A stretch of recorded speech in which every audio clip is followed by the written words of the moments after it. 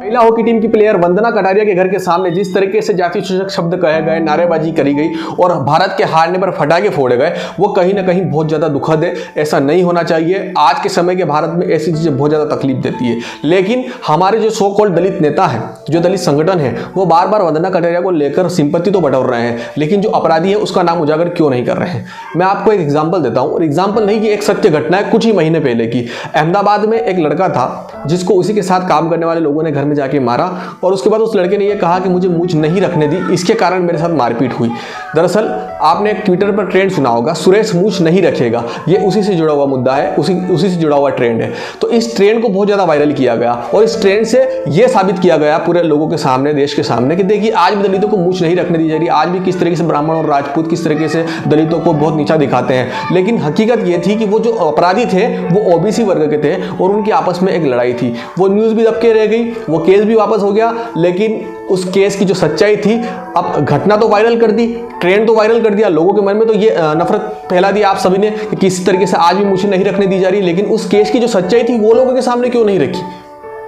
तो कहीं ना कहीं ये हमें समझ में आता है कि सिर्फ और सिर्फ नफरत फैलाने का काम किया जा रहा है। अगर पूरा सच बताते तो जो इनका एजेंडा है 85 जोड़ 15 छोड़ का, वो कहीं ना कहीं फेल हो जाता। जिस तरीके से बहुजन समाज की बार बार दुहाई देते हैं, ओबीसी को अपने साथ लाने की बात करते हैं, कहीं ना कहीं ये फेल हो जाता, क्योंकि वहाँ जो अपराधी थे ओबीसी के थे। और वंदना कटारिया के केस में भी सेम ऐसा ही है। जो अपराधी वहाँ पर बताए जा रहे हैं वो उनके घर के पास ही रहते हैं, विजय पाल या अमित पाल ऐसा कुछ नाम है उनका। और वो पाल जो है ना तो कोई ब्राह्मण है ना राजपूत ना कोई ऊंची जाति के, वो ओबीसी वर्ग के हैं। अब ये कहेंगे कि भैया ये ओबीसी वर्ग है तो है, लेकिन ये ब्राह्मणवादी सोच है, ठाकुरवादी सोच है। तो ये जब ओबीसी के अपराधी मिल जाते हैं तो उनको छुपाते हैं, अपराधी को छुपाते हैं, और जो विक्टिम होता है, जो जिसके साथ अत्याचार हुआ है, उसको बार बार लाते हैं। जिस तरीके से वंदना कटारिया बहुत बड़ा नाम है, महिला है, देश के लिए खेल रही है, पूरे देशवासियों के लिए उसके दिल में सम्मान है।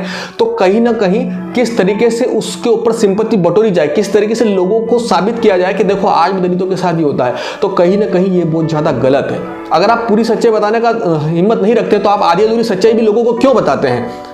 तो ये बहुत ज़्यादा तकलीफ देता है कि आप समाज को आधा सच बता के नफरती बनाने पर लगे हुए हो। आप बताओ ना कि किस तरीके से ओबीसी समाज के लोगों ने, जो उसके पड़ोसी हैं, पुरानी रंजिश को लेकर किस तरीके से उसके घर के सामने नारेबाजी करी। मैं ये नहीं कह रहा कि नारेबाजी नहीं हुई, मैं ये नहीं कह रहा कि जाति सूचक शब्द नहीं कहे गए, मैं ये नहीं कह रहा कि फटाके नहीं फोड़े गए, ये सब हुआ, लेकिन किस लिए हुआ, किस तरीके से हुआ, वो पूरी बात आप रखिए। हर चीज को आप जातिगत रूप देते हैं। आज इस देश में नहीं, पूरी दुनिया में हर व्यक्ति के बीच में, अगर हर किसी देश के बीच में अगर लड़ाई है तो मैं शक्तिशाली हूं, मैं बलवान हूं, मैं बड़ा हूं, मैं तू छोटा है, इस चीज की लड़ाई है। चाहे वो ब्राह्मण हो, राजपूत हो, दलित हो, हर किसी वर्ग में, हर किसी आपस में, आस पड़ोस में यही लड़ाई है, तू बड़ा मैं छोटा, तू बड़ा मैं छोटा। और ये सिर्फ भारत में नहीं, हर जगह है। तो इसका मतलब ये तो नहीं कि आप सिर्फ एक ही जगह, हर जगह विक्टिम कार्ड खेलो, हर जगह विक्टिम कार्ड खेलो।